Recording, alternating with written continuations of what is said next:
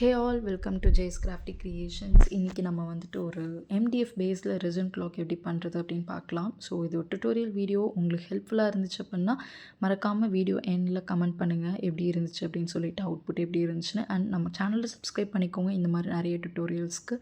So first of all எம்டிஎஃப்பில் resin clock பண்ணுறதுக்கு முன்னாடி ஒரு சில விஷயங்கள்லாம் பண்ணணும். அண்ட் நான் என்னென்ன மிஸ்டேக்ஸ் பண்ணேன் அண்ட் நான் என்னென்ன மாதிரிலாம் யூஸ் பண்ணேன் அப்படின்றத இந்த வீடியோவில் நான் சொல்கிறேன். ஸோ ஃபர்ஸ்ட் ஆஃப் ஆல் நீங்கள் வந்துட்டு எம்டிஎஃப் ரெடி பண்ணணும். அதுக்கு எட்ஜஸை வந்துட்டு நீங்கள் இன்சுலேஷன் போட்டு ஒட்டணும். இன்சுலேஷன் டேப் வச்சு நீங்கள் ஒட்டிடணும். எதுக்காக அப்படின்னா ரெசின் வந்துட்டு கீழே கண்டிப்பாக ஊற்றும். ஏன்னா இது வந்துட்டு சைடில் வந்துட்டு ரெசினை ஹோல்ட் பண்ணுறதுக்கு எதுவும் இல்லை. ஸோ கண்டிப்பாக கிராவிட்டினால் கீழே ஊற்றும். ஸோ அதுக்காக சைட்ஸை வந்துட்டு இன்சுலேஷன் போட்டு ஒட்டிடுங்க. நான் இன்னொரு மிஸ்டேக் பண்ணியிருந்தேன். என்ன மிஸ்டேக் அப்படின்னா சைட்ஸ் இன்சுலேஷன் பண்ணேன், ஆனால் சென்டரில் ஹோல்ட் இருக்கு இல்லையா, அதுக்கு பேக் சைடில் நான் இன்சுலேஷன் பண்ணாமல் விட்டுட்டேன். ஸோ பேக் சைடில் கிளாக் ஃபிட் பண்ணும்போது தான் எனக்கு அதோட கஷ்டம் ரொம்ப தெரிஞ்சுது. ரெசின் வந்துட்டு அந்த இடத்துல லீக் ஆனது. எனக்கு அதை ரிமூவ் பண்ணுறதுக்கே ரொம்ப கஷ்டமாக இருந்துச்சு. ஸோ அந்த மிஸ்டேக் பண்ணக்கூடாது. பேக் சைட்லேயும் அந்த இடத்துல வந்துட்டு இன்சுலேஷன் டேப் போட்டு ஒட்டிடுங்க. ஸோ பேஸ் வந்துட்டு ஊற்றுறதுக்கு முன்னாடி நீங்கள் என்ன பண்ணணும் அப்படின்னா கீஸோன்னு இருக்கும். ஸோ கீஸோ எடுத்து நீங்கள் எம்டிஎஃப் பேஸில் வந்துட்டு ஃபர்ஸ்ட் அப்ளை பண்ணணும். ஸோ அதை அப்ளை பண்ணிங்கன்னா ரெசின் வந்துட்டு நல்லா ஸ்ட்ராங்காக அது கூட வந்துட்டு ஸ்டிக் ஆகும். ஸோ பார்க்க வந்துட்டு எப்படியும் வந்துட்டு வெளியே வராது. ஸோ அந்த மாதிரி ஒரு பைண்டிங் ஏஜென்ட் மாதிரின்னு வச்சுக்கோங்களேன். ஸோ கீஸோ அப்ளை பண்ணி நல்லா ட்ரை பண்ண விட்டுட்டு அதுக்கப்புறம் தான் நான் வந்துட்டு பிளாக் வந்துட்டு போர் பண்ணேன். ஸோ பிளாக் வந்துட்டு இந்த மாதிரி நல்லா ஸ்ப்ரெட் பண்ணி விட்டுடுங்க. கண்டிப்பாக வந்துட்டு சென்டரில் ஹோல்டு இருக்கிறதுனால சைடில் வந்துட்டு எந்த ஒரு அட்டாச்மெண்ட்டும் இல்லாததுனால கண்டிப்பாக ரெசின் கீழே விழும்.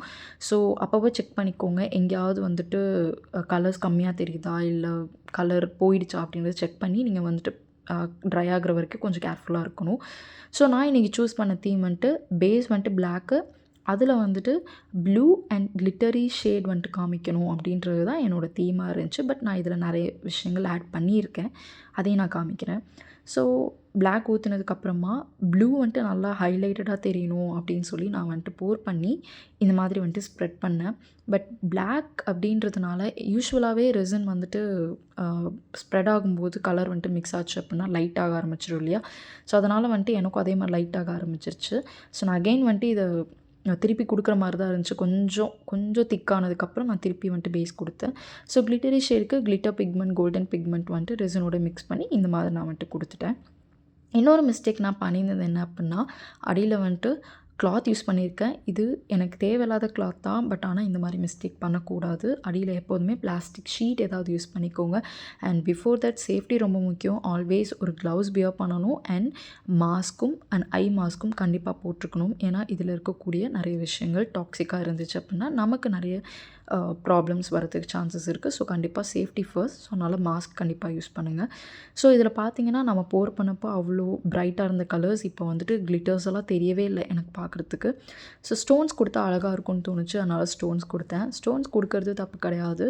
நீங்கள் வந்துட்டு இப்படி கொடுக்கும்போது மனசில் வச்சுக்க வேண்டிய ஒரு முக்கியமான விஷயம் என்ன அப்படின்னா கிளாக் ஃபிட் பண்ணும்போது அந்த நீடில்ஸை இதை டச் பண்ணிச்சு அப்படின்னா கிளாக் ஓடாது கண்டிப்பாக. ஸோ அதனால் நீடில்ஸை டச் பண்ணாத மாதிரி பார்த்துக்கணும். அந்த மாதிரி குட்டி குட்டி ஸ்டோன்ஸ் தான் நான் யூஸ் பண்ணேன். அதனால் எனக்கு பெருசாக ப்ராப்ளம் வரல. ஓகே.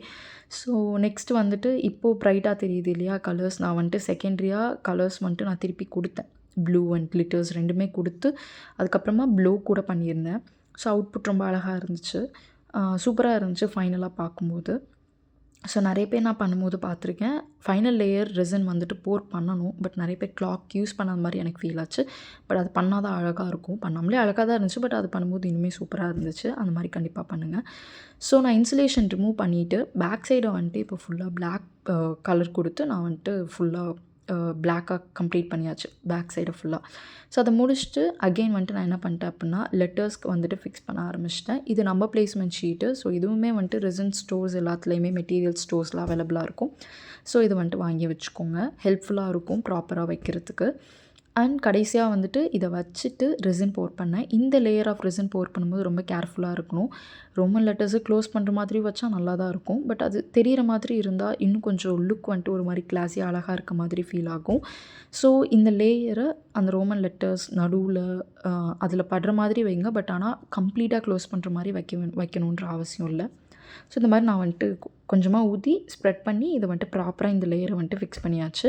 ரோமன் லெட்டர்ஸில் மேலே வந்துட்டு அது எதுவும் ஸ்க்ராட்ச் ஆகிடக்கூடாது அப்படின்றதுக்காக கவர் கொடுத்துருப்பாங்க. ஸோ அந்த பிளாஸ்டிக் ஷீட்டை வந்துட்டு ரிமூவ் பண்ணிவிடுங்க. இதில் நான் காமிக்கல, பட் ஆனால் நீடில்ஸ்க்கு ரிமூவ் பண்ணும்போது நான் காமிக்கிறேன் அது எப்படி இருக்கும் அப்படின்றத.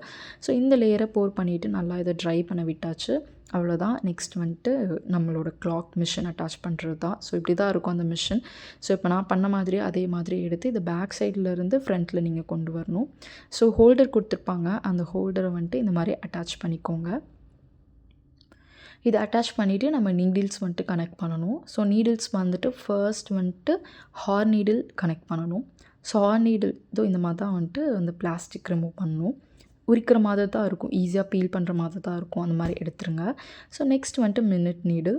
ஸோ மினிட் நீடில் அட்டாச் பண்ணிவிட்டு இது ரெண்டையும் க்ளோஸ் பண்ணி ஹோல்ட் பண்ணுறதுக்காக இருக்கிறது தான் அந்த செகண்ட்ஸ் நீடில். ஸோ அதை நீங்கள் வந்துட்டு ப்ரெஸ் பண்ணி வைக்கிற மாதிரி இருக்கும். சென்டரில் ஒரு சின்னதாக வந்துட்டு கொடுத்துருப்பாங்க. ஸோ அதில் வந்துட்டு ப்ரெஸ் பண்ணி இது மாதிரி வந்துட்டு அட்டாச் பண்ணிட்டீங்கன்னா போதும். அவ்வளோதான். ஒரு தடவை வந்துட்டு நான் செக் பண்ணிக்கிட்டேன், ஸ்டோன்ஸ் யூஸ் பண்ணதுனால ப்ராப்பராக இருக்கா அண்ட் 3 நீடில்ஸுமே வந்துட்டு ப்ராப்பராக இருக்கா அப்படின்னு செக் பண்ணிவிட்டு நம்ம வந்துட்டு பேட்ரி ஃபிக்ஸ் பண்ணியாச்சு. அவ்வளோதான். சூப்பராக இருந்துச்சு. ஒரு அவுட்புட் நம்ம வந்துட்டு வெளியில் வாங்கக்கூடிய ஒரு விஷயத்த நம்மளே வந்துட்டு பண்ணியிருக்கோம் அப்படின்னு பார்க்கும்போது ரொம்ப ஹாப்பியாக இருந்துச்சு. ஃபர்ஸ்ட் டைம் அதுவும் இவ்வளோ பெரிய கிளாக் வந்துட்டு நான் இதுதான் வந்துட்டு ஃபர்ஸ்ட் டைம் பண்ணுறேன். ரொம்ப நாள் பண்ணவே முடியாதோ அப்படின்னு நினச்சிட்டு வேஸ்ட் ஆகிடுச்சுன்னா என்ன பண்ண உள்ளே வச்சுருந்தேன். பட் ஒரு போல்டாக இன்றைக்கி எடுத்து பண்ணிட்டேன். ஸோ எனக்கு ரொம்ப பிடிச்சிருந்துச்சி அவுட்புட். நீங்கள் பார்த்துட்டு உங்களுக்கு எப்படி இருந்துச்சு இது பார்க்குறதுக்கு அப்படின்றத மறக்காமல் கமெண்ட் பண்ணுங்கள். அண்ட் இந்த மாதிரி டுட்டோரியல் வீடியோஸ்லாம் உங்களுக்கு பிடிச்சிருக்கு அப்படின்னா நம்மளோட சேனலை மறக்காமல் சப்ஸ்கிரைப் பண்ணிக்கோங்க. இன்னும் நிறையா அப்கமிங் டுட்டோரியல்ஸ்க்கு இல்லை உங்களுக்கு வந்துட்டு கிஃப்டிங் ஆப்ஷன்ஸ் ரெசினில் என்னெல்லாம் கிஃப்ட் பண்ணலாம் அப்படின்றதெல்லாம் தெரியணும் அப்படின்னா நான் மென்ஷன் பண்ணியிருக்கிற இன்ஸ்டாகிராம் பேஜ் தான் நம்மளோட பேஜ். ஸோ அந்த பேஜை மறக்காமல் வந்துட்டு ஃபாலோ பண்ணிக்கோங்க. நீங்கள் டிஎம் பண்ணிங்கன்னா உங்களுக்கு என்னென்ன வேணுமோ அது எல்லாத்தையும் நாங்கள் வந்துட்டு டீட்டெயில்ஸ் கொடுப்போம். Thank you for watching.